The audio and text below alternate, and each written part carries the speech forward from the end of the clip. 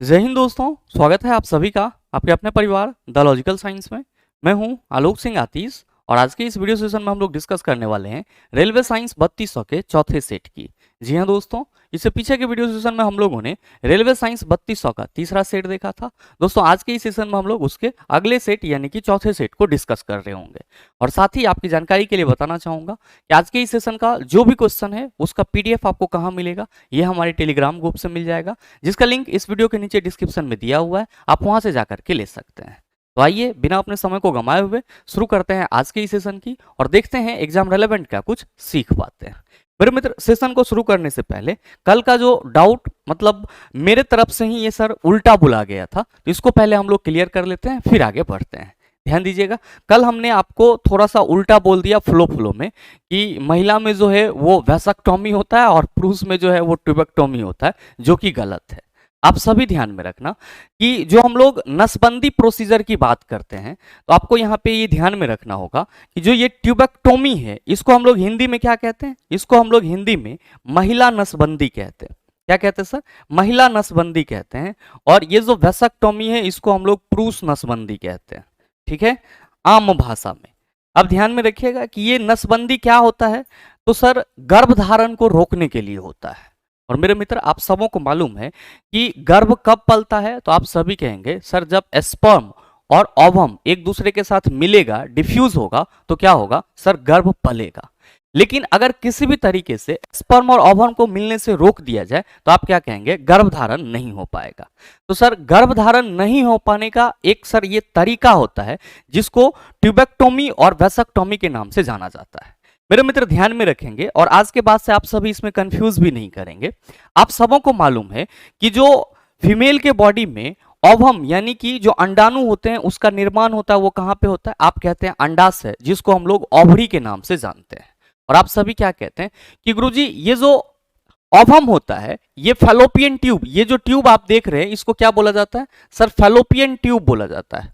तो ये जो ओवम है ये फैलोपियन ट्यूब के थ्रू क्या होता है, तो सर इस ओवरी से निकल करके कहां पे आता है सर? तो सर यहां तक आता है, गर्भाशय तक आता है।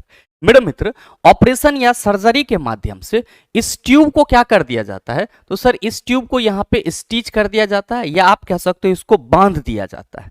बांधने से क्या होता है, तो बांधने से सर ये जो ओवम है ये क्या होगा, तो सर ये यहाँ पे बनेगा तो जरूर, लेकिन ये यहाँ से इस पॉइंट तक नहीं आ पाएगा। मतलब क्या सर? ये स्पर्म के साथ नहीं मिल पाएगा, क्योंकि फीमेल के बॉडी में ओवरी में ओवम का निर्माण होता है और वो फैलोपियन ट्यूब के थ्रू आता है। तो सर इस ट्यूब को बांध दिया जाता है ताकि जो अंडाणु है वो सर गर्भाशय तक नहीं आ पाए।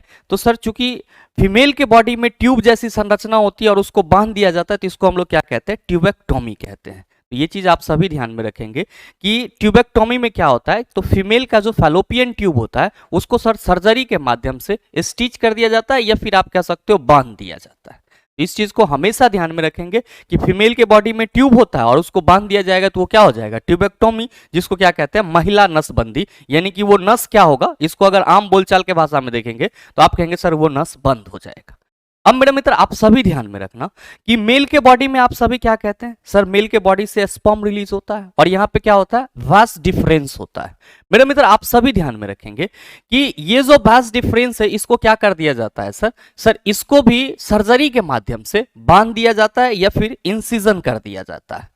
और मेरे मित्र, चूंकि वास डिफरेंस जो है वो मेल के बॉडी में होता है और जब इसको सर्जरी के माध्यम से इंसिजन या फिर स्टिच कर दिया जाता है, बांध दिया जाता है, तो हम लोग इसको क्या कहते हैं? वैसक्टोमी कहते हैं। तो क्या ध्यान में रखना है, जब भी महिला नसबंदी या पुरुष नसबंदी की बात की जाएगी तो आप सभी याद रखेंगे फीमेल के बॉडी में फैलोपियन ट्यूब होता है और मेल के बॉडी में क्या होता है, तो सर वास डिफरेंस होता है। और जब सर्जरी के माध्यम से फैलोपियन ट्यूब को बांध दिया जाए या फिर वास डिफरेंस को बांध दिया जाए, तो फैलोपियन ट्यूब को बांधा जाएगा तो उसको ट्यूबेक्टोमी कहेंगे, वास डिफरेंस को बांधा जाएगा तो उसको हम लोग क्या कहेंगे? वैसक्टोमी कहेंगे। मेरे ख्याल से ये कंफ्यूजन आपका दूर हो गया होगा। आइए बात करते हैं हम लोग अपने आज के इस सेशन के पहले क्वेश्चन की। मेरे मित्र, आपका जो पहला क्वेश्चन है आज के इस सेशन का, क्वेश्चन नंबर 1, क्या पूछा जा रहा है कि कोयले और पेट्रोलियम के संरक्षण के लिए निम्नलिखित में से क्या किया जाना चाहिए? पहला ऑप्शन है एयर कंडीशनिंग या हीटिंग सिस्टम का अत्यधिक उपयोग नहीं करना चाहिए। सोलर कुकर का उपयोग बिल्कुल भी नहीं करना चाहिए। तीसरा है मानक तापदीप्त बल्बों के स्थान पर सीएफएल बल्बों का उपयोग नहीं करना चाहिए। चौथा है सार्वजनिक परिवहन या कारपूल का उपयोग नहीं करना चाहिए। क्या होगा इसका आंसर? ध्यान दीजिएगा, क्वेश्चन आपसे यह पूछा जा रहा है कि कोयले और पेट्रोलियम के संरक्षण के लिए निम्नलिखित में से क्या किया जाना चाहिए। आप सबों के मन में आ रहा होगा कि सर पहले ये बताओ हमें कि ये कोयला और पेट्रोलियम का संरक्षण आवश्यक क्यों है, इसको बचाना जरूरी क्यों है। मेरे मित्र आप सभी ध्यान में रखना कि जो हम आज के समय में कोयला और पेट्रोलियम सब्सटेंसेस का यूज कर रहे हैं, ये कल या परसों में नहीं बना है। ये कोयला और पेट्रोलियम सब्सटेंसेस को बनने में सर हजारों साल लग जाते हैं, और चूंकि इसकी जो मात्रा होती है वो सर क्या है सर, तो सर जो खदान है उसमें लिमिट है, और अगर इसका अत्यधिक दोहन किया जाएगा, मतलब इसका अत्यधिक उपयोग किया जाएगा, तो एक समय ऐसा भी आएगा कि ये सर खत्म हो सकता है, और फिर हम लोगों के लिए क्या हो जाएगा सर, बहुत बड़ा संकट हो जाएगा, क्योंकि ऊर्जा का एक बहुत बड़ा स्रोत कोयला और पेट्रोलियम को माना जाता है।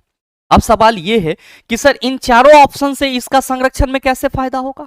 मेरे मित्र आप सभी की जानकारी के लिए बताना चाहूंगा कि हम लोग जो अपने घर में इलेक्ट्रिक बल्ब यूज कर रहे हैं, एयर कंडीशन एसी चला रहे हैं, फ्रिज चला रहे हैं, ये सब के सब किससे चलते हैं, तो सर इलेक्ट्रिकल एनर्जी से चलते हैं, विद्युतीय ऊर्जा से चलते हैं।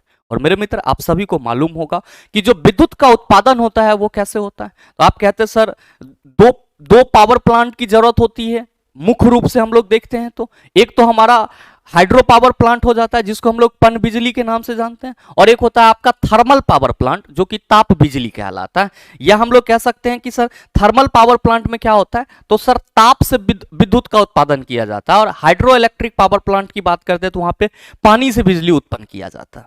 मेरे मित्र जहां पे थर्मल पावर प्लांट से बिजली उत्पादन की जाती है वहां पे सबसे ज्यादा जरूरत किसकी होती है सर, कोयला की होती है। और अगर आप विद्युत ऊर्जा का ज्यादा उपयोग करोगे तो जाहिर सी बात है थर्मल पावर प्लांट ज्यादा देर तक चलेगा, और ज्यादा देर तक चलेगा तो सर ईंधन की ज्यादा जरूरत होगी।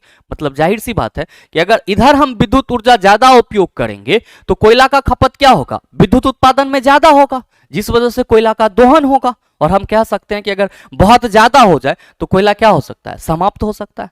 तो जो आपका पहला ऑप्शन है कि एयर कंडीशनिंग या हीटिंग सिस्टम का अत्यधिक उपयोग नहीं करना चाहिए, ये कोयला और पेट्रोलियम संरक्षण के लिए बिल्कुल ही सर क्या है, अनिवार्य है। तो सही आंसर क्या होगा, आप कहेंगे ऑप्शन नंबर ए हो जाएगा। बाकी आपके ऑप्शन में दिया हुआ है सौर कुकर का उपयोग बिल्कुल भी नहीं करना चाहिए, तो इन सभी का कोयले और पेट्रोलियम के संरक्षण से कोई लेना देना नहीं है। साथ ही मानक तापदीप्त बल्बों के स्थान पर सीएफएल बल्बों का उपयोग नहीं करना चाहिए, इसका भी कोई लेना देना नहीं है। और सार्वजनिक परिवहन या कारपूल का उपयोग नहीं करना चाहिए, इसका भी कोई लेना देना नहीं है। सीधे सीधे ये पूछा जा रहा है कि कोयले और पेट्रोलियम के संरक्षण के लिए, इसको बचाने के लिए निम्न में से क्या किया जाना चाहिए। तो सर हमको मालूम है कि इसका उपयोग थर्मल पावर प्लांट में होगा, और थर्मल पावर प्लांट से हमें क्या मिलती है, इलेक्ट्रिकल एनर्जी मिलती है। अब अगर हम इलेक्ट्रिकल अप्लायंसेस का ज्यादा यूज करेंगे तो जाहिर सी बात है कि हमें पावर प्लांट ज्यादा उपयोग करना पड़ेगा। कैसे, तो सर पावर प्लांट ज्यादा उपयोग करेंगे तो कोयला और पेट्रोलियम जैसे सब्सटेंसेस की खपत ज्यादा होगी, क्योंकि उसको फ्यूल तो चाहिए ना।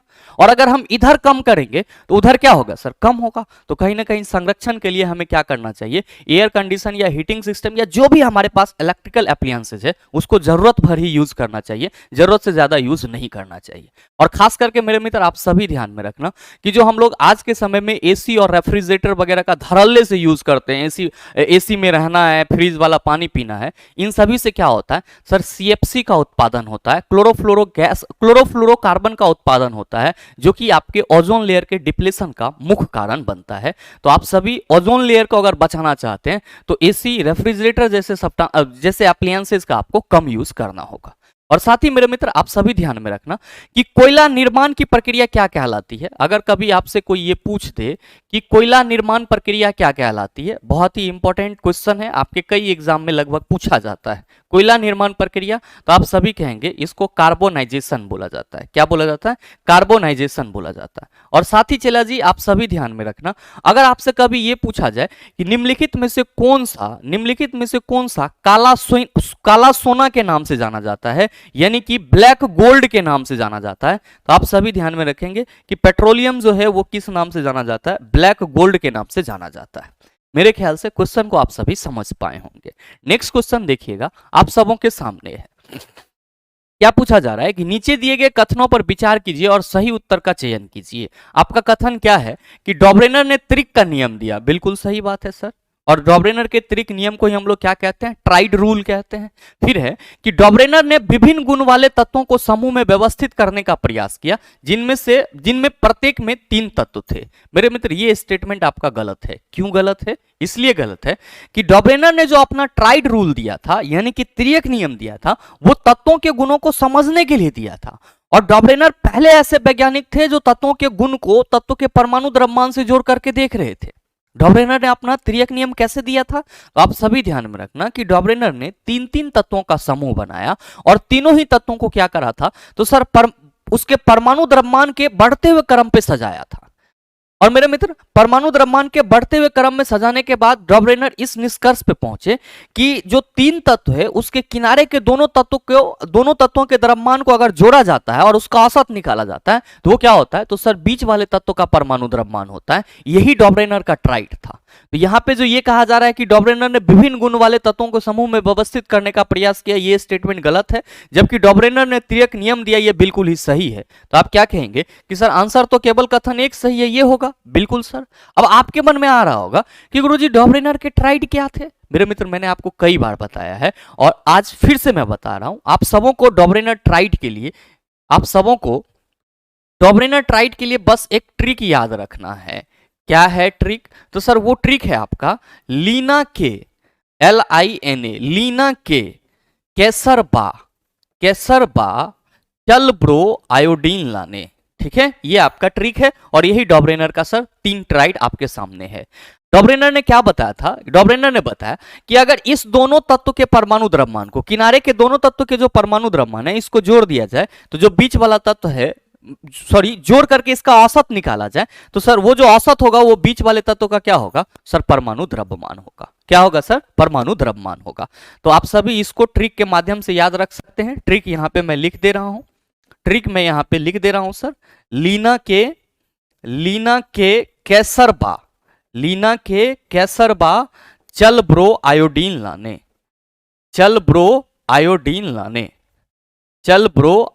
लाने। मेरे मित्र ध्यान देंगे, इसको रिलेट कैसे करेंगे? तो लीना LINA लीना, मेरे मित्र लीना और यहां पे के है तो के को सीधे सीधे हम के कह देते हैं। तो देखिए Li क्या हो जाएगा? लिथियम, Na सोडियम और के क्या हो जाएगा सर? पोटेशियम।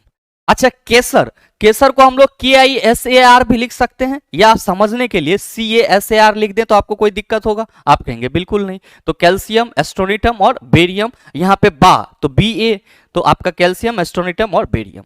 चल ब्रो CHAL लिखेंगे, लेकिन ए को हटा देते हैं सर, Cl ले लेते हैं, ब्रो BR और फिर आयोडीन तो आई, तो क्लोरीन ब्रोमीन आयोडीन। ये हो गया आपका डॉबरेनर ट्राइड।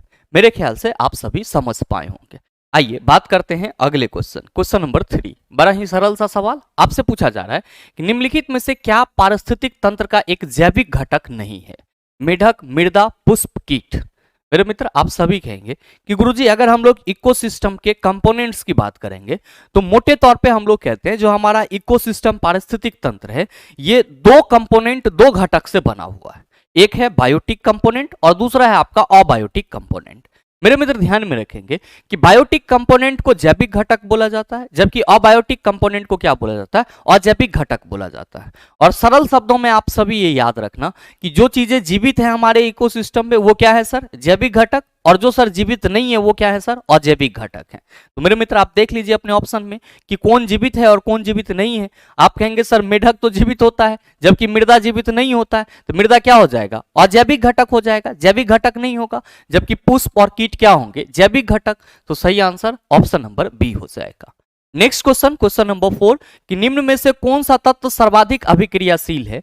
पीबी यानी कि लेड, एल्यूमिनियम, मैग्नीशियम, कैल्शियम। क्या होगा इसका आंसर? मेरे मित्र रिएक्टिविटी सीरीज मैंने आपको 3-4 बार बता दिया है और सर जो आपका सेशन स्टार्ट हुआ है उसी के क्रम में, और मेरे ख्याल से इसमें आपको कोई दिक्कत नहीं रही होगी। बस एक ट्रिक याद रखिएगा, कैटरीना ने कार मांगी अल्टोजेन फरारी, फिर भी है क्यों मिली सिल्वर प्लेटेड ऑडी। मेरे मित्र आप क्या कहेंगे कि सर इस ट्रिक के बेस पे हम लोग देखेंगे तो क्या कहेंगे कि सर जो हमारा कैल्शियम है वो क्या होगा, सर्वाधिक अभिक्रियाशील होगा। नेक्स्ट क्वेश्चन बड़ा ही सरल सा कि एक अश्व शक्ति इनमें से किसके बराबर है? आप कहेंगे 746 वाट के बराबर है। ध्यान में रखिएगा, अश्व शक्ति को हम लोग शॉर्ट फॉर्म में एचपी कहते हैं, फुल फॉर्म हॉर्स पावर होता है। मशीनों की शक्ति किस में मापी जाती है? सर अश्व शक्ति यानी कि एचपी में मापी जाती है। नेक्स्ट क्वेश्चन बड़ा ही सरल है, आपसे पूछा जा रहा है कि निम्न चित्र में कौन सी संख्या मानव मस्तिष्क में मेरुरज्जु की स्थिति को दर्शाता है? यहां पे आपको ये ब्रेन का जो है सर वो एक डायग्राम दिया हुआ है और आपसे ये पूछा जा रहा है कि इनमें से कौन सी संख्या जो है मानव मस्तिष्क में मेरुरज्जु की स्थिति को दर्शाता है, यानी कि कौन सा नंबर ऐसा है जो मेरुरज्जु को बताता है। इसके लिए मेरे मित्र आपको ये वाला डायग्राम अपने माइंड में हमेशा याद रखना होगा। ये किसका डायग्राम है? सर मानव मस्तिष्क का डायग्राम है। ध्यान में रखेंगे कि जो हम लोग का मस्तिष्क होता है इसके 3 मेन पार्ट होते हैं, जो क्या है सर आपका? आप कहेंगे सर अग्र मस्तिष्क, मध्य मस्तिष्क और पश्च मस्तिष्क। ध्यान दीजिएगा कि ये वाला जो पोर्शन आप सभी देख रहे हैं इसको क्या बोला जाता है? अग्र मस्तिष्क बोला जाता है। और साथ ही ये वाली जो आप यहाँ पे पोर्शन देख रहे हैं इसको क्या बोला जाता है? इसको मध्य मस्तिष्क बोला जाता है। ऊपर वाला जो लेयर है ये वाली संरचना इसको हम लोग कपाल या खोपड़ी कहते हैं। यहाँ पे आपका प्रमस्तिष्क होता है। और मेरे मित्र ये वाली जो संरचना आप सभी देखते हैं जिसमें पोन्स और मेडुला आ जाता है, ये क्या कहलाता है सर? आपका पश्च मस्तिष्क कहलाता है। और यहाँ पे ये इस तरह की संरचना पीयूष ग्रंथि और ये वाला पोर्शन जो है वो हाइपोथैलेमस कहलाता है। और ये वाला पोर्शन जो देख रहे हैं आप इसको अनुमस्तिष्क बोला जाता है। और ये जो सर ये डंटा जैसी संरचना आप देख रहे हैं ना, इसी को क्या कहा जाता है? मेरुरज्जु कहा जाता है। तो आप देख लीजिए कि आपका जो कौन सा ऑप्शन है जो मेरुरज्जु को बताएगा। आप कहेंगे सर यह डंटा वाला संरचना क्या है? हमारा मेरुरज्जु को बताएगा। मतलब संख्या 4 किसको बता रहा है? तो सर मेरुरज्जु की स्थिति को बता रहा है। देख लीजिए किस ऑप्शन में है? सर ऑप्शन नंबर डी में है। मेरे मित्र ध्यान में रखेंगे कि मस्तिष्क की संरचना से संबंधित सिर्फ ये ग्राफ आप याद रखेंगे और यहां पे आप ये याद रखेंगे कि ये वाला पोर्शन क्या होगा? हमारा अग्र मस्तिष्क। यहां पे आपका क्या कहलाएगा सर? प्रमस्तिष्क। ये वाला पोर्शन यहां पे क्या होगा? मध्य मस्तिष्क। ये क्या होगा सर? मेरुरज्जु। और साथ ही ये वाला पोर्शन यहां पे जो होगा उसको हम लोग क्या कहेंगे? आप सभी याद रखना, पश्च मस्तिष्क कहेंगे। नेक्स्ट क्वेश्चन देखेंगे सर, क्वेश्चन नंबर 7। क्या पूछा जा रहा है कि निम्नांकित चित्र में प्रदर्शित बिंदु ए और बी के मध्य तुल प्रतिरोध ज्ञात कीजिए। यानी कि ए और बी के बीच में कितना प्रतिरोध है टोटल, इसको बताना है। मेरे मित्र आपको गौर से देखने पे नहीं लगता है कि ये वाली जो प्रतिरोध है आपका, ये वाली जो रेसिस्टेंस है सर, ये कुछ इस तरीके से जुड़ा हुआ है। आप कहेंगे सर यह तरीका से तो जुड़ले है। मेरे मित्र अगर इसको सीधा कर दिया जाए तो आप कहेंगे सर 3 ओम और 3 ओम किस में जुड़े होंगे? श्रेणी क्रम में। और फिर जो श्रेणी क्रम में जुड़ा हुआ है और इसके साथ जो ये वाली संरचना इस तरीके से जुड़ी हुई है सर, ये क्या है? तो सर ये दोनों तो श्रेणी क्रम में है और उसके साथ ये 3 ओम जो है वो समांतर क्रम में। यहां पे सवाल ये है कि सर टोटल प्रतिरोध कैसे निकलेगा? तो सर जो पहले श्रेणी क्रम में है उसको श्रेणी क्रम में जोड़ देते हैं और फिर हम लोग क्या करेंगे? जो श्रेणी क्रम वाला होगा और समांतर क्रम वाला होगा उसको जोड़ देंगे। क्या कहिएगा कि गुरुजी अगर इसको सीधा कर दिया जाए, तो ये 3 ओम और ये भी 3 ओम, ये क्या हो जाएगा सर? RS इक्वल टू हम लोग लिखेंगे R1 प्लस R2, ये हो जाएगा हमारा 6 ओम। अब ये 6 ओम प्रतिरोध इस 3 ओम प्रतिरोध के साथ क्या होगा सर? समांतर क्रम में जुड़ा हुआ है। हम क्या कहेंगे कि सर समांतर क्रम में जुड़ने के लिए हम लोग 1/RP निकालेंगे तो 1/6 प्लस 1/3। मेरे मित्र 6 और 3 का एलसीएम कितना होगा? आप कहेंगे सर 3 दूना 6, 3 एकम 3 यानी कि 6 हो जाएगा। और मेरे मित्र 1 3 दूना कितना होता है? तो आप कहेंगे सर 6, तो यहाँ पे 2 हो जाएगा। 2 1 3, 3/6, 3 एकम 3, 3 दूना 6। 1/RP इक्वल टू क्या हो जाएगा? 1/2। RP इक्वल टू क्या हो जाएगा सर? 2 ओम हो जाएगा। मतलब जो ए और बी के बीच आपसे तुल प्रतिरोध पूछा जा रहा है वो कितना होगा? आप कहेंगे 2 ओम। सही आंसर कौन लेके जाएगा? ऑप्शन नंबर बी लेके जाएगा। नेक्स्ट क्वेश्चन देखिएगा सर, क्वेश्चन नंबर 8। आपसे पूछा जा रहा है कि पौधे में अपशिष्ट उत्पाद के रूप में ऑक्सीजन कब और कैसे उत्सर्जित होती है। मेरे मित्र आप सबों को मालूम है कि पौधे प्रकाश संश्लेषण प्रक्रिया के थ्रू क्या करते हैं? अपने भोजन का निर्माण करते हैं और प्रकाश संश्लेषण प्रक्रिया में ही उप उत्पाद के रूप में क्या होती है सर? ऑक्सीजन का निष्कासन होता है। अगर आपसे कोई ये पूछता है कि ये बताओ कि प्रकाश संश्लेषण प्रक्रिया के लिए समीकरण क्या होता है, तो आप सभी कहते हैं सर 6CO2 + 12H2O।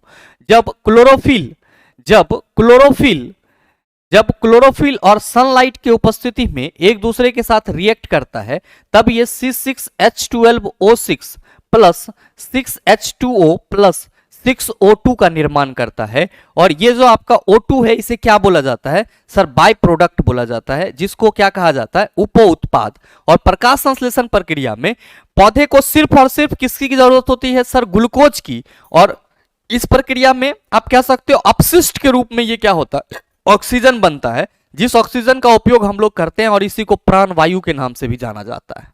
तो जो सवाल करा जा रहा है कि पौधे में अपशिष्ट उत्पाद के रूप में ऑक्सीजन कब और कैसे उत्सर्जित होती है?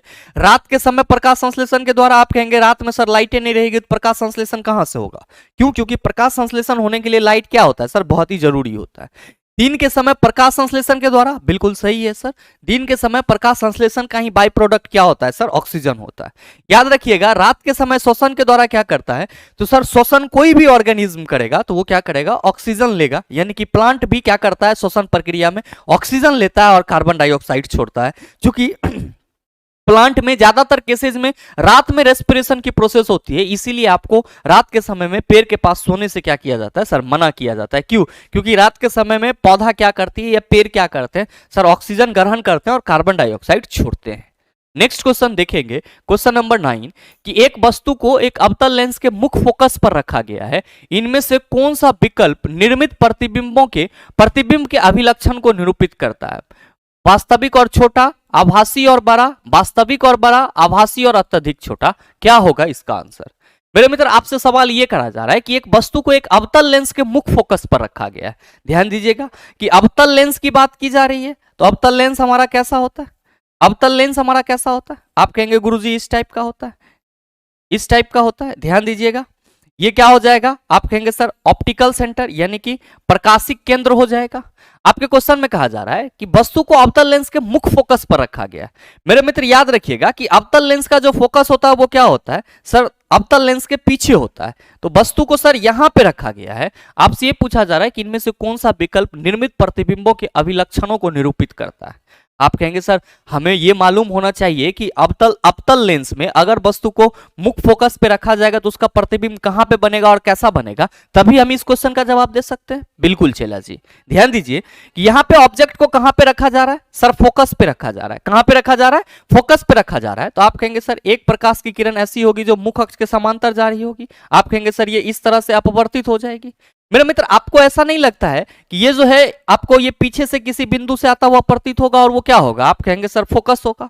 मेरे मित्र, एक प्रकाश की किरण ऐसी भी तो हो सकती है जो सर प्रकाशिक केंद्र से होकर के जाएगी। और मेरे मित्र आप सबों को मालूम है कि अगर कोई प्रकाश की किरण लेंस के प्रकाशिक केंद्र से होकर के जाती है तो वो बिना विचलन के गुजर जाती है, मतलब उसका कोई अपवर्तन नहीं होता है। आप क्या देख रहे हैं? आप देख रहे हैं कि सर ये जो हमारा अपवर्तित किरण है और ये जो हमारा प्रकाशिक केंद्र के अकॉर्डिंग किरण गया है, दोनों एक दूसरे को कहां पे इंटरसेक्ट कर रहा है? इस बिंदु पे। तो यही वाला बिंदु आपका क्या है सर? इमेज है। मतलब ये हुआ कि अगर वस्तु को अवतल लेंस के मुख्य फोकस पे रखा जाएगा तो प्रतिबिंब कहां बनेगा? तो सर जिधर वस्तु रखा हुआ है सर उधर ही बनेगा। प्रतिबिंब कैसा होगा? तो सर बहुत ही ज्यादा छोटा होगा। क्या होगा सर? बहुत ही ज्यादा छोटा होगा। और साथ ही प्रतिबिंब आपका क्या बन रहा है सर? सीधा बन रहा है। ये क्या होगा सर? काल्पनिक होगा।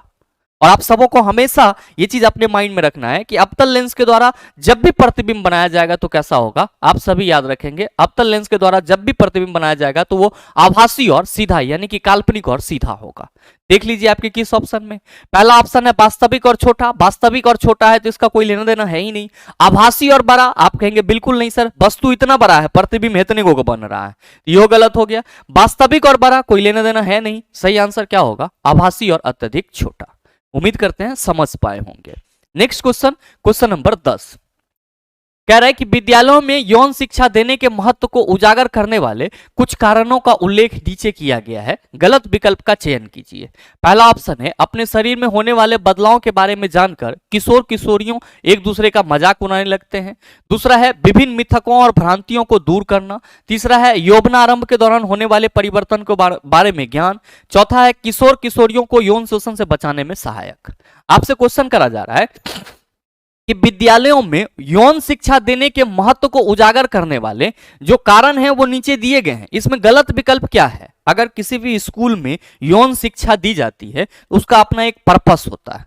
पहला पर्पस तो ये है कि सर कुछ ऐसे टर्मिनोलॉजी यूज किए जाते हैं हमारे समाज में आज भी कि वो सर उसका कोई मतलब आप कह सकते हो हमारे बॉडी से धर्म से कोई लेना देना ही नहीं होता है।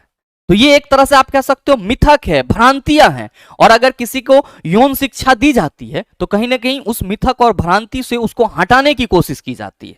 तो जो आपका यहाँ पे स्टेटमेंट है कि विभिन्न मिथकों और भ्रांतियों को दूर करना, ये क्या है सर? बिल्कुल ही सही है। क्या है सर? बिल्कुल ही सही है। नेक्स्ट, यौवनारंभ के दौरान क्या होता है सर? हमारे शरीर में बहुत से परिवर्तन होते हैं। क्योंकि उस वक्त हम सभी चीजों से अनजान होते हैं, तो कहीं ना कहीं यौन शिक्षा का महत्व यहाँ पे बढ़ जाता है कि अगर हमारे पास नॉलेज रहेगी तो हम ये समझ सकते हैं कि हाँ हमारे बॉडी में ये हार्मोनल चेंज है या फिर हम मैच्योर हो रहे हैं, इस तरह से हम इसीलिए हमारे बॉडी में इस तरह की परिवर्तन आ रही है। तो कहीं ना कहीं आपका ये स्टेटमेंट भी सही है। और चौथा है कि किशोर किशोरियों को यौन शोषण से बचाने में सहायक, ये भी बहुत ही जरूरी है सर। जब तक यौन शिक्षा नहीं होगा तब तक जो किशोर किशोरी होते हैं वो कहीं ना कहीं आप कह सकते हो कि उस चीज से उतना अवगत नहीं होते हैं। अगर उनके पास नॉलेज होती है तो वो क्या हो सकते हैं? यौन शोषण से बच सकते हैं। ये तीनों स्टेटमेंट सही है। अब यहाँ पे चौथा है कि पहला है कि अपने शरीर में होने वाले बदलावों के बारे में जानकर किशोर किशोरियां एक दूसरे का मजाक उड़ाने लगते हैं। सर ये यौन शिक्षा का पर्पस नहीं होता है। यौन शिक्षा का पर्पस होता है विभिन्न मिथक और भ्रांतियों को दूर करना, यौवनारंभ के दौरान होने वाले परिवर्तनों के बारे में ज्ञान, किशोर किशोरियों के यौन शोषण से बचाने में सहायक, ये पर्पस होता है। जबकि ये मजाक उड़ाने वाला पर्पस नहीं होता है। तो सही आंसर क्या होगा सर? गलत विकल्प चुनना है तो सही आंसर ऑप्शन नंबर ए हो जाएगा। नेक्स्ट क्वेश्चन देखेंगे सर। क्वेश्चन नंबर 11 आपसे पूछा जा रहा है कि कौन सी आकृति फ्लोएम में भोजन की गति का सही निरूपण करती है। मेरे मित्र यहाँ पे आपको, चूंकि ये ब्लैक एंड व्हाइट है, आप देख भी रहे हैं ब्लैक एंड व्हाइट, आपको पता नहीं चल रहा होगा कि सर इसमें डायग्राम क्या है। तो ध्यान दीजिएगा कि इसमें जो आपका इस फिगर में डायग्राम है वो आपका कुछ इस तरीके का है। इस फिगर में जो आपका डायग्राम है वो आपका कुछ इस तरीके का है। ठीक है सर, इस तरीके का। यहां पे भी जो आपको डायग्राम मिलेगा उसमें आपको क्या मिलेगा सर? इस तरीके का मिलेगा। ये इस तरीके का डायग्राम, मतलब एरो लगा हुआ है सर, अलग अलग एरो लगा हुआ है। ठीक है, अब यहां पे जो डायग्राम मिलेगा सर इसमें आपको इस तरीके का डायग्राम, सॉरी ये इस तरीके का डायग्राम होगा। इस तरह से एरो लगा हुआ है आपके क्वेश्चन में। ठीक है, और यहां पे ये तो देख ही रहे हैं, ये बाहर निकल रहा है, ये एरो आपको दिखाई पड़ ही रहा होगा। तो आपसे यह सवाल करा जा रहा है यहां पे कि कौन सी आकृति फ्लोएम में भोजन की गति का सही निरूपण करता है। मेरे मित्र आप सभी ध्यान में रखना कि आप सबों को मालूम है कि पौधे में जाइलम और फ्लोएम नामक दो संवहन ऊतक पाए जाते हैं। जहां पे जाइलम जल का संवहन करते हैं, यानी कि जाइलम पौधे के शरीर में हर एक भाग में जल पहुंचाता है, और फ्लोएम क्या करता है? तो सर पौधे के शरीर के हर एक भाग में भोजन और हार्मोन पहुंचाने का कार्य करता है। मेरे मित्र आप सबों को मालूम है कि जल का संवहन कहां से होता है? सर जड़ से। लेकिन अगर हम भोजन के संवहन की बात करेंगे तो आप कहेंगे सर पौधे के पत्ती के द्वारा भोजन निर्माण किया जाएगा, और फिर पत्ती से पौधे के हर एक भाग में क्या होगी? सर भोजन पहुंचाया जाएगा। तो मेरे मित्र यहां पे जो ये एरो दिया गया है ये सर ये जड़ से ऊपर की ओर इंडिकेट कर रहा है। ये तो पहले ही गलत हो जाएगा। क्यों? क्योंकि भोजन तो सर पत्ती में बनता है, जड़ में बनता नहीं है। तो आप कहेंगे ये गलत हो गया। अब ये भी सर गलत डायरेक्शन दिया हुआ है, ये भी सर गलत है। अब यहां पे देखेंगे कि सर ये वाला आपका लीफ है, तो पौधे में भोजन यहीं पे बनेगा। अब यहां से भोजन सर यहां जाएगा, फिर नीचे आ सकता है। आप कह सकते हो कुल मिला के पौधे के हर एक भाग में जाएगा। तो यहां पत्ती से एरो को इंडिकेट किया गया है, इसीलिए आपका ये डायग्राम क्या है सर? सही है। जबकि यहां पे देख रहे हैं कि पत्ती से बाहर निकल रहा है। आपने कभी देखा है कि पौधे के पत्ती से ग्लूकोज टपक रहा हो? आप कहेंगे सर ये संभव थोड़ी है। तो मेरे मित्र ये डायग्राम क्या संभव है? आप कहेंगे बिल्कुल नहीं संभव है। तो आप देख लीजिए कि आपका कौन सा ऑप्शन सही है। आप कहेंगे सिर्फ और सिर्फ 3 वाला सही है, यानी कि 3 का जो डायग्राम है इसका स्केच सही है, और ये चीज हमारे ऑप्शन नंबर बी में दिया हुआ है। तो सही आंसर क्या हो जाएगा? ऑप्शन नंबर बी हो जाएगा। आइए बात करते हैं हम लोग अगले क्वेश्चन की।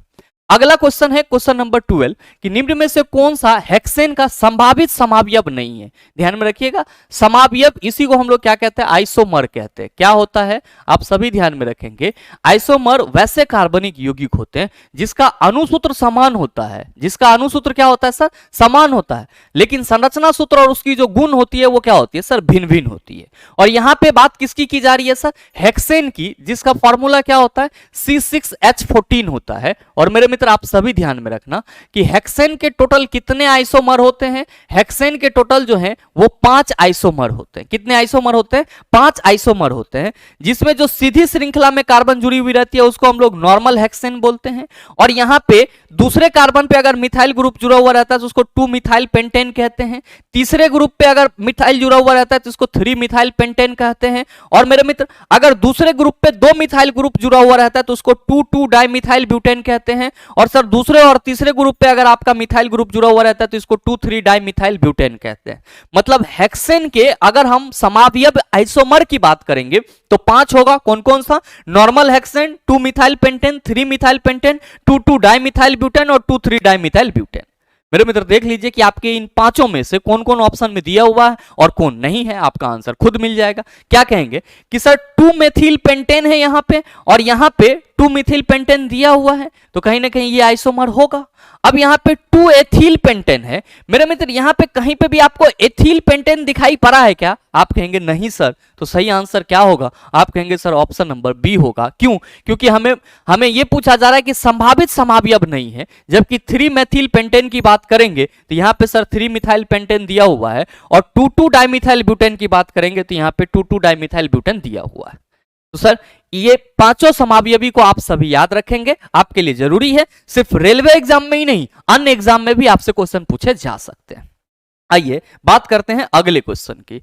अगला क्वेश्चन नंबर 13 कि सहसंयोजी यौगिक सामान्यतः निम्न में से कौन सा गुणधर्म प्रदर्शित नहीं करते हैं? ये विद्युत और ऊष्मा के कुचालक होते हैं, बिल्कुल सही है। ये इलेक्ट्रॉन की साझेदारी से बनते हैं, बिल्कुल सही है सर। ये सामान्यतः आयन नहीं बनाते हैं, बिल्कुल सही है। जब इलेक्ट्रॉन के साझेदारी से होगा तो आयन का फॉर्मेशन तो नहीं ही होगा। अब कहा जा रहा है कि ये कार्बनिक विलायकों में विलय नहीं होते हैं, ये गलत है। जितने भी सर सहसंयोजी यौगिक होंगे वो मोस्टली आपका क्या होगा? आप सभी कहेंगे सर वो हाइड्रोकार्बन होगा। और मेरे मित्र हाइड्रोकार्बन को ही हम लोग क्या कहते हैं? कार्बनिक यौगिक। और जितने भी कार्बनिक यौगिक होते हैं वे कार्बनिक विलय में विलय होते हैं, जबकि जल में क्या होते हैं? अविलय होते हैं। लेकिन यहां पे क्या कहा जा रहा है कि ये कार्बनिक विलायक में विलय नहीं होते हैं, जो कि क्या है? गलत है। और आपसे क्वेश्चन क्या करा जा रहा है कि सहसंयोजी यौगिक सामान्यतः निम्न में से कौन सा गुणधर्म प्रदर्शित नहीं करते? तो आप कहेंगे सर ऑप्शन नंबर डी वाला जो कहा जा रहा है ये गलत है। ये गुणधर्म प्रदर्शित नहीं करते। ये क्या होते हैं? कार्बनिक विलायक में विलय होते हैं, जबकि जल में अविलय होते हैं। ये चीज हमेशा ध्यान में रखेंगे कि जितने भी हमारे कार्बनिक यौगिक हाइड्रोकार्बन होंगे वे सब के सब ऊष्मा और विद्युत के कुचालक होते हैं। अच्छा, ऊष्मा और विद्युत के कुचालक होते हैं, ये चीज हमेशा माइंड में रखना है। क्यों? क्योंकि कोई भी कार्बनिक यौगिक जो है उससे इलेक्ट्रिसिटी पास नहीं होती है। और मेरे मित्र ये इलेक्ट्रॉन की साझेदारी से बनते हैं। जाहिर सी बात है कि सर जो भी कार्बनिक यौगिक है वे सभी के सभी कोवैलेंट बॉन्ड बना करके ही आपस में जुड़ते हैं। और ये सामान्यतः जब सर कोवैलेंट बॉन्ड बनेगा, आयन का यहाँ पे सर विनिमय नहीं होगा, तो हम कहां से कहेंगे सर कोवैलेंट बॉन्ड बनने के लिए इलेक्ट्रॉन का साझेदारी होता है, ना कि इलेक्ट्रॉन का लॉस या गेन होता है। चूंकि इलेक्ट्रॉन लॉस और गेन नहीं हो रहा है तो जाहिर सी बात है कि यहाँ पे आयन नहीं बनेगा। मेरे ख्याल से क्वेश्चन को समझ पाए होंगे। नेक्स्ट क्वेश्चन नंबर 14 कि डॉबरेनर की ट्रिक की उपलब्धि क्या थी? पहला ऑप्शन है कि अणुओं की परमाणुकता का अध्ययन करने का पहला प्रयास। मेरे मित्र ये गलत है। अणुओं की परमाणुकता का अध्ययन सर डॉबरेनर के द्वारा नहीं किया गया था। परमाणुकता एटॉमिसिटी को बोलते हैं। किसी भी अणु में जितना परमाणु उपस्थित होता है वो उसकी परमाणुकता कहलाती है। तत्वों के गुणधर्म को परमाणु द्रव्यमान के साथ जोड़ने का पहला प्रयास ये बिल्कुल सही है, क्योंकि डॉबरेनर ही ऐसे पहले व्यक्ति थे लवॉइजे, लॉथरमेयर के बाद और डूमा के बाद जिन्होंने तत्वों के गुणधर्म को समझने का प्रयास उसके परमाणु द्रव्यमान से रिलेट करके करा था सर। और आपने देखा भी इन्होंने अपने रूल में 3 तत्वों का सर क्या किया था सर? समूह बनाया था और क्या बताया कि ये जो 3 तत्व हैं इसमें किनारे के दोनों तत्वों का परमाणु द्रव्यमान का औसत जो है वो बीच वाले तत्वों का क्या होता है? परमाणु द्रव्यमान होता है। तो आपका यहाँ पे अगर तीसरा ऑप्शन की बात करें तो तत्वों के रंग का अध्ययन का पहला प्रयास, ये सब बेकार बात है। परमाणुओं के आकार का अध्ययन करने का पहला प्रयास, ये भी बेकार बात है। इन्होंने क्या करा था? तो तत्वों के गुणधर्म को परमाणु द्रव्यमान के साथ जोड़ने का पहला प्रयास किया था। तो सही आंसर क्या होगा? ऑप्शन नंबर बी होगा। नेक्स्ट क्वेश्चन है क्वेश्चन नंबर 15 कि दो माध्यमों को पृथक करने वाले इंटरफेस पर आपतित एक प्रकाश की किरण का मार्ग नीचे दिया गया है, चित्र में दर्शाया गया है। माध्यम बी के सापेक्ष एक अपवर्तनांक डैश के बराबर है। आप क्या कहेंगे कि सर यहां पे ये हमारा 45 डिग्री का एंगल बन रहा है, कितना का बन रहा है सर 45 डिग्री का, और यहाँ पे कितना बन रहा है सर 30 डिग्री का। और हम सबों को मालूम है कि अपवर्तनांक निकालेंगे तो सीधे कहेंगे साइन आई बटा साइन आर, और आप क्या कहेंगे कि सर ये हो जाएगा साइन 45 डिग्री बटा साइन 30 डिग्री। मेरे मित्र आप सबों को मालूम है कि साइन 45 डिग्री का वैल्यू 1/√2 और साइन 30 डिग्री 1/2। जब इसको सॉल्व कीजिएगा 1/√2 इंटू 2/1 हो जाएगा, ये हो जाएगा 2/√2। हर परमेकरण करेंगे तो ये आपका कितना आ जाएगा, हर परमेकरण में आप कहेंगे सर √2 से ऊपर और √2 से नीचे गुना कर दीजिए, 2√2 बटा 2, ये 2 कैंसिल, ये √2। सही आंसर क्या हो जाएगा, ऑप्शन नंबर डी हो जाएगा। कोई दिक्कत नहीं होना चाहिए सर। नेक्स्ट क्वेश्चन देखेंगे, क्वेश्चन नंबर 16 कि किसी दिए गए पदार्थ के एक तार की लंबाई L और प्रतिरोध R है, उसी पदार्थ से निर्मित पहले वाले तार की 3 गुनी लंबाई और 2 गुनी अनुप्रस्थ काट के क्षेत्रफल वाले एक अन्य तार का प्रतिरोध इनमें से किसके बराबर होगा। इससे सरल क्वेश्चन और कोई सर हो ही नहीं सकता है। आप क्या कहेंगे कि sir according to resistance formula we know that R equal to rho L बटा A। क्या कहा जा रहा है कि एक तार की लंबाई L और प्रतिरोध R है, तो सर जब तार की लंबाई L और प्रतिरोध R है तो फॉर्मूला तो आपका यही होगा, R equal to rho L बटा A। फिर क्या कहा जा रहा है कि पहले वाली तार की 3 गुनी लंबाई, यानी कि जो हमारा दूसरा प्रतिरोध हमारा दूसरा मतलब तार है, वो क्या किया जा रहा है दूसरे केस में, तो सर उसकी लंबाई को पहले वाले प्रतिरोध का क्या कर दिया जा रहा है सर 3 गुना, तो लंबाई हमारा 3L हो जा रहा है। और जो उसका अनुप्रस्थ काट क्षेत्रफल है उसको क्या कर दिया जा रहा है सर, तो सर 2 गुना कर दिया जा रहा है। ध्यान दीजिएगा कि जो हमारा लंबाई और अनुप्रस्थ काट क्षेत्र में इंक्रीमेंट हो रहा है उसको हम डैश L डैश और A डैश से रिप्रेजेंट कर रहे हैं। तो क्या कहिएगा कि गुरुजी R डैश इक्वल टू हम लोग लिखेंगे रो L डैश बटा A डैश। मेरे मित्र रो तो आपका रहेगा ही रहेगा। अब L डैश के जगह हम लोग क्या लिखेंगे 3L लिखेंगे, और A डैश के जगह हम लोग क्या लिखेंगे 2A लिखेंगे। मेरे मित्र अगर हम लोग इसको इस तरह से थोड़ा सा अरेंज कर ले तो आप क्या कहेंगे कि सर 3/2 इंटू ये क्या हो जाएगा 3/2 को बाहर निकाल लेते हैं तो रो L बटा A हो जाएगा। अच्छा रो L बटा A क्या है, तो सर ये प्रारंभिक प्रतिरोध है, तो R डैश जो है वो हमारा क्या हो जाएगा सर 3/2 आई रो L बटा A के जगह R हो जाएगा। मतलब क्या जो क्वेश्चन करा जा रहा है कि किसी दिए गए पदार्थ के एक तार की लंबाई L और प्रतिरोध R है, उसी पदार्थ से निर्मित पहले वाले तार की 3 गुनी लंबाई और 2 गुने अनुप्रस्थ काट के क्षेत्रफल वाले एक अन्य तार का प्रतिरोध इनमें से किसके बराबर होगा। आप कहेंगे 3/2 R के बराबर होगा। सही आंसर ऑप्शन नंबर बी हो जाएगा। इसमें कोई दिक्कत नहीं होना चाहिए। चला पहले तार की लंबाई L और अनुप्रस्थ काट क्षेत्रफल A था तो प्रतिरोध इतना होगा। क्वेश्चन के अनुसार लंबाई को 3 गुना और प्रतिरोध को 2 गुना बढ़ा दिया गया, तो हमने क्या किया सर जो बढ़ाया गया उसको L डैश और A डैश मान लिया। अब फिर R डैश निकाला तो सर रो L डैश बटा A डैश, L डैश के जगह हमने उसका वैल्यू रखा, A डैश के जगह उसका वैल्यू रखा, और जब इसको सॉल्व करेंगे तो इसको बाहर कर लीजिए। ये आप क्या कहेंगे कि सर ये तो प्रारंभिक वैल्यू R है तो 3/2 R हो जाएगा। कोई दिक्कत नहीं होना चाहिए। नेक्स्ट क्वेश्चन देखेंगे सर, क्वेश्चन नंबर 17। क्या कहा जा रहा है कि निम्नलिखित में से कौन से कथन सत्य है। पहला ऑप्शन है कि किसी लेंस के लिए पहला मुख्य फोकस उस वस्तु की स्थिति है जिसका प्रतिबिंब अनंत पर है, बिल्कुल सही है सर। दूसरा है कि किसी लेंस के लिए पहला मुख्य फोकस उस वस्तु की स्थिति है जिसका प्रतिबिंब फोकस दूरी की 2 गुनी पर बनता है, गलत है। तीसरा है सर किसी लेंस के लिए दूसरा मुख्य फोकस उस वास्तविक प्रतिबिंब की स्थिति है जिसकी वस्तु अनंत पर स्थित है, सर ये भी बिल्कुल ही सही है। और चौथा है कि किसी लेंस के लिए दूसरा मुख्य फोकस उस वस्तु की स्थिति है जिसका प्रतिबिंब फोकस दूरी की 2 गुनी पर बनता है, ये गलत है। अब आप कहेंगे कि गुरुजी आपको कैसे पता चला कि सही है ये गलत है। मेरे मित्र ध्यान दीजिएगा इसके स्टेटमेंट पे कि किसी लेंस के लिए पहला मुख्य फोकस उस वस्तु की स्थिति है जिसका प्रतिबिंब अनंत पर है। पहला चीज तो आप सभी ध्यान में रखना कि जो हमारा लेंस होता है उसके लिए हम लोग 2 फोकस लेते हैं। एक आपका क्या होता है सर f1 होता है, और दूसरा आपका क्या होता है सर f2 होता है। और सामान्यतः f2 ही किसी भी लेंस का क्या होता है मुख्य फोकस माना जाता है। अब यहां पे ध्यान दीजिए, पहले स्टेटमेंट में कहा जा रहा है कि किसी लेंस के लिए पहला मुख्य फोकस उस वस्तु की स्थिति है, पहला मुख्य फोकस उस वस्तु की स्थिति है जिसका प्रतिबिंब अनंत पर बनता है। मेरे मित्र अगर ये हमारा कोई उत्तल लेंस है, ये हमारा कोई उत्तल लेंस है, और ये इसका क्या होगा, मुख अक्ष। तो आप सभी क्या कहेंगे कि गुरुजी ये यहाँ पे अगर हम F1 मानते हैं और इधर हमारा F2 होगा, तो यहाँ पे अगर हम वस्तु को रखें, यहाँ पे अगर हम वस्तु को रखें तो ऐसा संभव है कि, सॉरी थोड़ा सा वस्तु बड़ा हो गया, लेंस छोटा ले लिया और वस्तु बड़ा ले लिए, ये एक प्रकाश की किरण मुख अक्ष के समांतर जाएगी, बिल्कुल। और आप क्या कहेंगे कि सर ये अपवर्तित होगी तो ये फोकस से होकर के गुजर जाएगी, यानी कि लेंस के मुख फोकस से होकर के गुजर जाएगी। मेरे मित्र, एक प्रकाश की किरण ऐसी भी तो हो सकती है जो ऑप्टिकल सेंटर के अनुदिश आएगी। आप कहेंगे बिल्कुल। तो आप कहेंगे सर अगर ऑप्टिकल सेंटर के अनुदिश आएगी तो ये इस तरह से जाएगी, बिल्कुल चिल्ला जी। और अभी जस्ट मैंने आपको बताया है कि लेंस के प्रकाशिक केंद्र से जाने वाली जो प्रकाश की किरणें होती है उसका विचलन नहीं होता है। उसका क्या होता है सर, विचलन नहीं होता है। आप क्या कहेंगे कि सर अगर F1 पे वस्तु रखी हुई है तो इसका प्रतिबिंब अनंत पर बनेगा।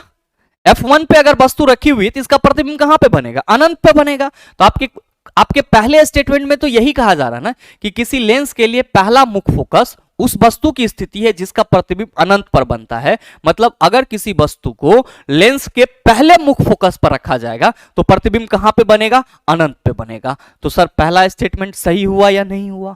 अब ध्यान दीजिए, आपको मैंने बोला कि सर तीसरा स्टेटमेंट भी सही है कि किसी लेंस के लिए दूसरा मुख फोकस उस वास्तविक प्रतिबिंब की स्थिति है जिसकी वस्तु अनंत पर स्थित होती है। अब जो दूसरा मुख फोकस है वो प्रतिबिंब का स्थिति है किसका, तो सर जब वस्तु अनंत पर स्थित होती है। आप कहेंगे ये कैसे होगा? मेरे मित्र ध्यान दीजिएगा, देखिएगा ये ऐसे होगा और ये ऑप्टिकल सेंटर, और मेरे मित्र एक कोई प्रकाश की किरण ऐसी होगी जो क्या हो रहा होगा सर, तो सर इस तरह से आ रहा होगा। क्या कहिएगा कि सर ये अपवर्तित यहां से होगा। मेरे मित्र अब कोई प्रकाश की किरण ऐसी भी तो हो सकती है जो आपका प्रकाशिक केंद्र से होकर के जाएगा। आप कहेंगे सर बिल्कुल। तो ये अगर प्रकाशिक केंद्र से होकर के इस तरह से गया है तो आप सभी ध्यान में रखना कि ये यहां पे इंटरसेक्ट कर रहा है, यही क्या होगा, तो सर इसका दूसरा मुख्य फोकस होगा। क्या होगा सर, दूसरा मुख्य फोकस होगा। और मेरे मित्र यही चीज आपके क्वेश्चन, आपके स्टेटमेंट में कहा जा रहा है कि किसी लेंस के लिए दूसरा मुख्य फोकस उस वास्तविक प्रतिबिंब की स्थिति है जिसकी वस्तु अनंत पर स्थित है। और इस केस में क्या होगा चेला जी, तो सर जब वस्तु अनंत पे होगा तो उसका प्रतिबिंब कहां पे बनेगा, F2 पे बनेगा, यानी कि दूसरे मुख्य फोकस पे बनेगा। तो आपका स्टेटमेंट 1 और स्टेटमेंट 3 क्या है सर, बिल्कुल ही सही है। इसीलिए आपके इस क्वेश्चन का सही आंसर ऑप्शन नंबर डी हो जाएगा, कोई दिक्कत नहीं होना चाहिए। नेक्स्ट क्वेश्चन देखेंगे सर, क्वेश्चन नंबर 18 आपसे पूछा जा रहा है कि निम्नलिखित में से कौन से कथन सही है। चुंबकीय क्षेत्र की प्रबलता क्षार चुंबक के केंद्र में सर्वाधिक प्रबल होती है, बिल्कुल ही गलत है। हमेशा ध्यान में रखेंगे कि अगर ये हमारा कोई क्षार चुंबक है, इसका पोल नॉर्थ होगा और ये क्या होगा, साउथ पोल होगा। इससे अगर मैग्नेटिक फील्ड निकल रहा है ये कुछ इस तरीके का निकलेगा। मेरे मित्र आप सभी क्या देखते हैं कि सर चुंबक के ध्रुव के पास चुंबकीय क्षेत्र रेखाएं ज्यादा सघन होती है। और यहां पे आपको ये ध्यान में रखना होगा कि चुंबकीय ध्रुव जो होता है वहां पे चुंबकीय आकर्षण बल क्या होता है, ज्यादा होता है। तो ये यहां पे कहा जा रहा है कि चुंबकीय क्षेत्र की प्रबलता क्षार चुंबक के केंद्र में सर्वाधिक प्रबल होती है, जो कि गलत है। यहां पे क्या होगा कि चुंबकीय क्षेत्र की प्रबलता क्षार चुंबक के ध्रुव में सर्वाधिक प्रबल होती है। और हमेशा ध्यान में रखना है कि चुंबकीय क्षेत्र की प्रबलता आपको ध्रुव पे क्या होगी, सबसे ज्यादा देखने को मिलेगी। मेरा मित्र फिर कह रहा है कि कोई भी दो चुंबकीय बल रेखाएं प्रतिच्छेद नहीं कर सकती है, बिल्कुल ही सही है। अगर प्रतिच्छेद करेगी तो दो डायरेक्शन बनेगा, जो कि क्या हो जाएगा सर, गलत हो जाएगा। तो आप कहेंगे सर ये वाला तो सही है। तीसरा है कि चुंबकीय बल रेखाएं बंद सतत वक्र निर्मित करती है। आप देख रहे हैं कि ये क्या कर रहा है सर, एक क्लोज कंटिन्यूअस पाथ निर्मित कर रहा है। तो आपका स्टेटमेंट 3 सही है, 2 और 3 सही है, जबकि एक क्या है सर, आप कहेंगे गलत है। क्या ऑप्शन दिया हुआ है, केवल 2। आप कहेंगे सर 2 और 3 दोनों सही है, तो ये वाला नहीं होगा। केवल 1, आप कहेंगे 1 तो पूरे गलत है। और 1 और 2 दोनों, आप कहेंगे ये हो गलत है। 2 और 3 दोनों, आप कहेंगे sir option number D is the right answer of this question. आइए अगला क्वेश्चन देखिएगा, क्वेश्चन नंबर 19। एक लड़का एक लेंस का उपयोग करके एक दूरस्थ वस्तु का एक स्पष्ट प्रतिबिंब एक पर्दे पर फोकस करता है। लेंस और पर्दे के बीच की दूरी लगभग डैश के बराबर है। मेरे मित्र बड़ा ही सोचने वाला सवाल है कि कोई लड़का है जो लेंस का उपयोग करके कोई दूर वस्तु का प्रतिबिंब एक पर्दा पर क्या कर रहा है, फोकस कर रहा है। आप सभी ने अभी जस्ट देखा है कि अगर कोई वस्तु अनंत पे होगी, दूरस्थ बोला जा रहा है तो इसको हम अनंत मान सकते हैं। तो अगर कोई वस्तु अनंत पर होगी तो लेंस में उसका प्रतिबिंब कहां पे बनेगा, सर फोकस पर बनेगा। लेंस में उसका प्रतिबिंब कहां पे बनेगा, सर फोकस पे बनेगा। तो अभी जो लड़का है ये क्या कर रहा है, तो सर दूरस्थ वस्तु का एक स्पष्ट प्रतिबिंब फोकस पर्दे पर फोकस करता है। तो जाहिर सी बात है कि जो लेंस और पर्दे के बीच की दूरी होगी वो क्या होगा, तो सर वहां पे फोकस दूरी होगा, यानी कि एफ के बराबर होगा। तो सही आंसर क्या होगा, ऑप्शन नंबर बी। क्यों, क्योंकि सर अनंत पे रखी वस्तु का प्रतिबिंब लेंस के सर फोकस पे बनता है और यहां पे लड़का पर्दा पे फोकस कर रहा है। तो लेंस और पर्दा के बीच की दूरी कितनी होगी सर, तो सर फोकल दूरी के बराबर होगी। क्यों, क्योंकि सर जो हमारा लेंस के प्रकाशिक केंद्र से मुख्य फोकस की दूरी होती है उसी को हम लोग फोकल दूरी कहते हैं, जिसको किससे रिप्रेजेंट किया जाता है, एफ से। नेक्स्ट क्वेश्चन, क्वेश्चन नंबर 20, नीचे दी गई तालिका पौधे और जंतुओं की संरचना और कार्य व्यवहार के बीच अंतर को दर्शाती है। कौन सा विकल्प कथन गलत कथन को दर्शाता है। कहा जा रहा है पौधे अचल रहते हैं, बिल्कुल सही है। पौधे आपका एक जगह पे स्थिर रहता है, जबकि भोजन साथी और आश्रय की तलाश में प्राणी जंतु भटकते रहते हैं, ये वाला तो सही है सर। दूसरा है अधिकांश उत्तक पौधे के मृत होते हैं, बिल्कुल सही है, जबकि प्राणी या किसी जंतु का अधिकांश उत्तक जीवित होता है, यह भी सही है सर। तीसरा है कम ऊर्जा की आवश्यकता होती है, पौधे को बेशक कम ऊर्जा की आवश्यकता होती है जबकि हम लोगों को ज्यादा ऊर्जा की आवश्यकता होती है, यह भी सही है। चौथा है कि पौधे के इनके केवल कुछ ही भाग बढ़ते हैं और फिर प्राणी दिया हुआ है कि इनके केवल कुछ ही भाग बढ़ते हैं, जबकि ऐसा नहीं है। पौधे का हर एक भाग बढ़ता है और सर जो जंतु होते हैं उसका भी हर एक भाग बढ़ता है। तो ये वाला आपका जो स्टेटमेंट है वो मैच नहीं कर रहा है। क्वेश्चन क्या करा जा रहा है कि कौन सा विकल्प गलत कथन को दर्शाता है, तो सर जो 4 वाला विकल्प है ये गलत कथन को दर्शाता है। देख लीजिए किस ऑप्शन में है, आप कहेंगे पहले ऑप्शन में, तो सही आंसर ऑप्शन नंबर ए हो जाएगा।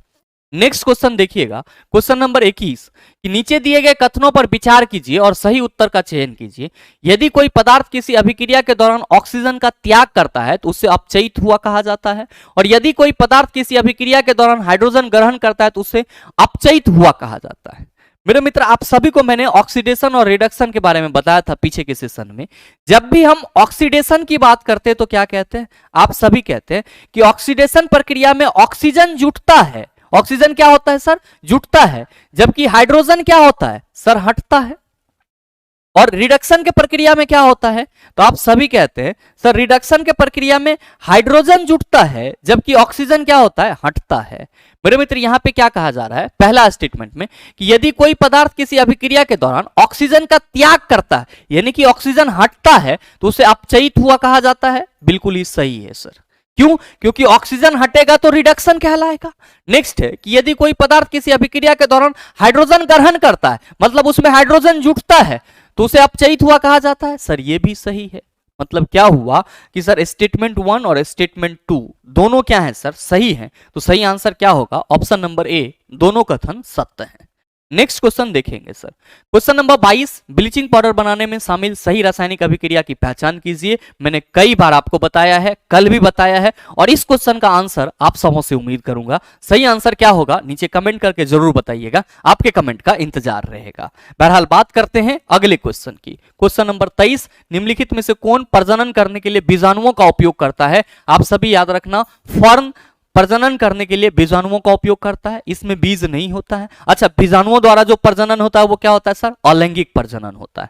नेक्स्ट मेरे मित्र, अमीबा की बात करते हैं तो आप सबों को मालूम है कि इसमें बाइनरी फिजन यानी कि द्विविखंडन प्रक्रिया होती है। पहले अमीबा का शरीर पूरी तरह से विकसित होता है और जब भारी होता है तो टूट जाता है, टूटने से 2 डॉटर सेल मिल जाता है। ईस्ट की बात करेंगे तो आप सभी याद रखना मुकुलन के द्वारा होता है, और जबकि हम लोग आम की बात करते हैं तो हम लोग कहते हैं सर आम का तो छोटा छोटा पौधा लगाया जाता है। नेक्स्ट क्वेश्चन देखेंगे सर, क्वेश्चन नंबर 24, कि एक एसी जनरेटर किस सिद्धांत पे कार्य करता है। धारा ले जाने वाले चालक बल पर, आप कहेंगे गलत है। विद्युत धारा के तापीय प्रभाव पर, आप कहेंगे सर बिल्कुल ही गलत है।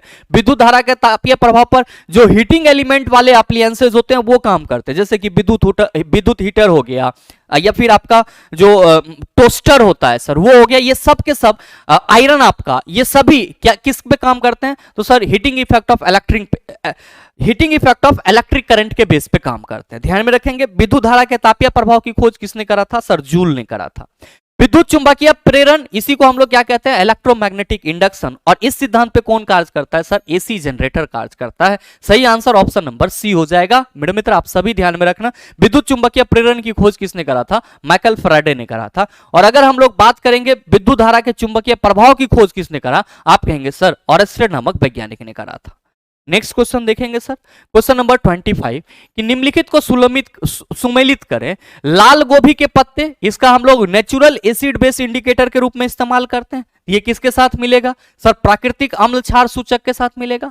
मिथाइल ऑरेंज, ये आपका आर्टिफिशियल इंडिकेटर होता है, एसिड बेस इंडिकेटर, लेकिन यहाँ पे आर्टिफिशियल तो कहीं पे दिया नहीं गया है, तो सर हम लोग इसको किससे मिला देते हैं, अम्ल क्षार सूचक से मिला देते हैं। प्याज और लौंग, इसको ऑल्फैक्टरी एसिड बेस इंडिकेटर बोला जाता है, यानी कि घ्राण सूचक बोला जाता है। तो आपका एक के लिए क्या हो जाएगा, आप कहेंगे सी, दो के लिए क्या हो जाएगा बी, और तीन के लिए क्या हो जाएगा ए। तो देख लीजिए किसमें है, एक के लिए सी, दो के लिए बी और तीन के लिए ए आपका डी में है। तो सही आंसर ऑप्शन नंबर डी हो जाएगा। तो आपके आज के इस सेशन में टोटल 25 क्वेश्चन थे, जिसको आपने पूरे ही अच्छे से सर डिस्कस कर लिया है। और मेरे ख्याल से अब आपको इस प्रकार का क्वेश्चन दोबारा दे दिया जाए तो आप उसका जवाब आसानी से दे सकते हैं।